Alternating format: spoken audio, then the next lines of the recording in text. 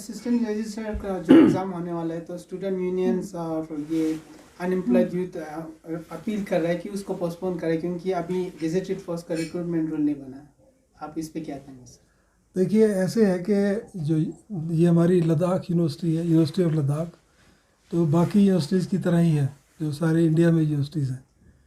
तो इसमें यूजीसी के रूल्स जो हैं वो इम्प्लीमेंट करते हैं, है ना। तो मेरे सामने ये फाइल पड़ी है, इसमें क्लियर लिखा हुआ है कि डायरेक्ट रिक्रूटमेंट, ये हम डायरेक्ट रिक्रूटमेंट कर रहे हैं। 2 पोस्टें हमारे पास असिस्टेंट रजिस्ट्रार की हैं। तो 2 मेथड होते हैं, एक डायरेक्ट रिक्रूटमेंट होता है, एक जो पहले अगर कोई जूनियर पोजीशन पे हैं उनकी प्रमोशन के लिए होता है। तो जैसे कि अभी स्टाफ हमारे बहुत है नहीं, या तो वो तो कोई कैंडिडेट है नहीं जो कि हम उसको प्रमोट कर सकें, तो इसीलिए डायरेक्ट रिक्रूटमेंट के थ्रू ये पोस्टें 2 फिल करनी है। तो डायरेक्ट रिक्रूटमेंट में जो क्वालिफ़िकेशन है वो तो है मास्टर डिग्री होनी चाहिए 55% मार्क्स के साथ, और मैक्सिमम एज लिमिट है 35 ईयर्स। ये जो मैं बता रहा हूँ यूजीसी गाइडलाइंस है। तो इसमें यह है कि क्लियर लिखा हुआ है यूजीसी गाइडलाइंस में, the appointment under direct recruitment shall be made through an all India open competition by conducting a written test and interview, है ना। तो ये जो यूजीसी के रूल हैं हमने इसी को फॉलो करना है। तो दूसरा आ जाता है कि रिजर्वेशन का, भाई स्टेट की रिजर्वेशन भी काउंट करनी है। तो जो स्टेट की रिजर्वेशन हमने देखी उसमें 45% रिजर्वेशन है फॉर एसटी कैंडिडेट्स, है ना। तो हमने वो भी काउंट कर लिया। तो मेथड यूजीसी का, because university is governed bye UGC rules, तो हमने यूजीसी का मेथड, भाई डायरेक्ट हमने एंट्रेंस टेस्ट लेना है, फिर उसके बाद इंटरव्यू होगा, जो बच्चे पास करेंगे उसमें से उनका इंटरव्यू होगा, तो उस तरह रिक्रूटमेंट हो जाएगी। और 2 पोजीशंस हैं, तो 45% के हिसाब से हमारी एक तो रिज़र्व होगी एसटी की, और बाकी भी परसेंटेज होती हैं जैसे एससी कैटेगरी और ये और वो, क्योंकि 2 ही पोस्टें हैं तो वो काउंट नहीं, वो बन नहीं रही। तो एक ओपन पोस्ट हो गई और एक एसटी कैटेगरी की पोस्ट हो गई, सिंपल। तो और जो बाकी जो प्रोसेस है वो तो एज़ पर यूजीसी गाइडलाइंस हम फॉलो कर रहे हैं। तो इसमें थोड़ा सा मुझे जो मीडिया से पता लगा है, इधर उधर से और भी लोग कह रहे हैं कि भी दोनों पोस्टें डोमिसाइल के हिसाब से लद्दाख की हो जानी चाहिए।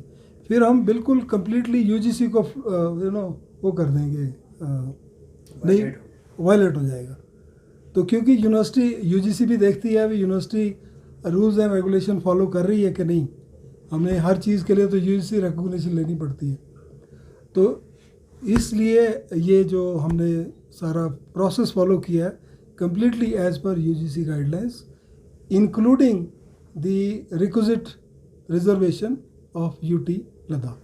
सर, ये जो यूनिवर्सिटी ऑफ जम्मू का एक एडवर्टीजमेंट नोटिस के बारे में उन्होंने मेंशन किया है, जहाँ पे मेंशन किया है कि डोमिसाइल जो United territory of Jammu and Kashmir के उनके लिए रिजर्वेशन होगा करके।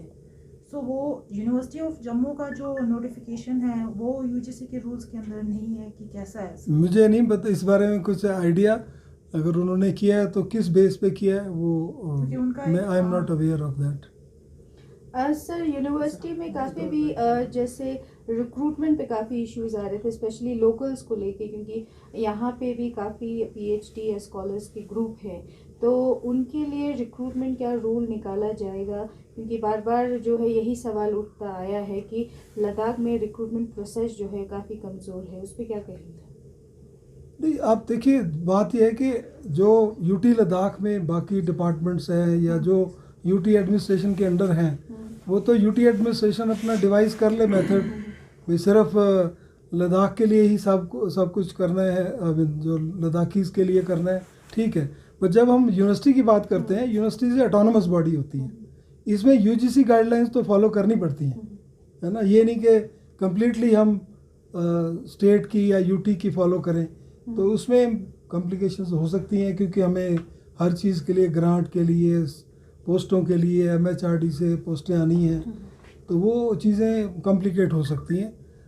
तो अगर यूटी गवर्नमेंट डिसाइड करती है अभी ऐसे करना है तो हाँ, किसी को क्या ऑब्जेक्शन हो सकता है सर। पर अभी तक हमें जो रूल्स हैं यूजीसी के वो तो फॉलो करने पड़ेंगे। तो मतलब जो अपील अभी यूथ के, अनएम्प्लॉयड यूथ के और CRS स्टूडेंट्स के या स्कॉलर्स के उससे जो पोस्टपोन करने की बात अपील कर रहे हैं, तो इसमें कोई चेंजेस जो है नहीं आएगा, आपका कहने का मतलब है? नहीं, उसको पोस्टपोन करने का कोई वो मुझे रीज़न नहीं नज़र आ रहा, क्योंकि इतनी तैयारी कर चुके हैं, है ना, सबको इंटीमेशन जा चुके हैं, सबको रोल नंबर इशू हो चुके हैं, और यहाँ सारा स्ट्रक्चर जो चाहिए होता है एग्ज़ाम करने के लिए वो कर चुके हैं। तो अब पोस्टपोन करके, या तो हमें इमीडिएटली कुछ लग रहा हो कि कोई चेंजेस आने हैं, तो फिर तो बात है, पर अभी तो सिचुएशन, अगर हमने यूनिवर्सिटी को देखना है तो UGC गाइडलाइंस तो देखनी पड़ेगी ना, so only this is the reason. Sir फिर ये जो जम्मू यूनिवर्सिटी का अभी मैडम ने बताया, ये अक्टूबर 2021 का नोटिफिकेशन है जिसमें असिस्टेंट रजिस्ट्रार के लिए पोस्ट निकला है, जिसमें 8 पोस्ट दिखा थे। तो इसमें भी यही डोमिसाइल ऑफ JNK के nebula, union territory of Jammu and Kashmir के नेबला है, तो उनको फिर UGC गाइडलाइंस का वो नहीं होता। मुझे उसके बारे में मुझे नॉलेज नहीं है, मैं तो आपसे ही सुन रहा हूँ कि उन्होंने ऐसे लिखा है। हाँ, यूनिवर्सिटी ऑफ जम्मू का नोटिस है सर ये कि 7 अक्टूबर 2011। अब ये उनको एडमिनिस्ट्रेशन ने ऑर्डर दिया है या कैसे हुआ है, ये मुझे इस बारे में कुछ आइडिया नहीं है कि किस बेस पे उन्होंने अगर इसको किया है तो कैसे किया है।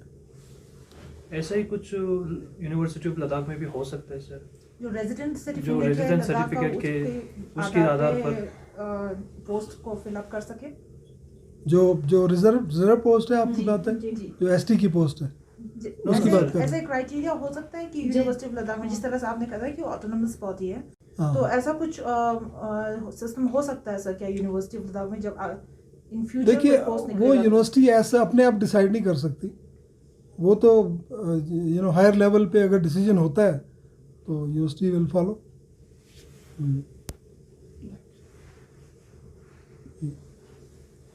ठीक है, थैंक यू।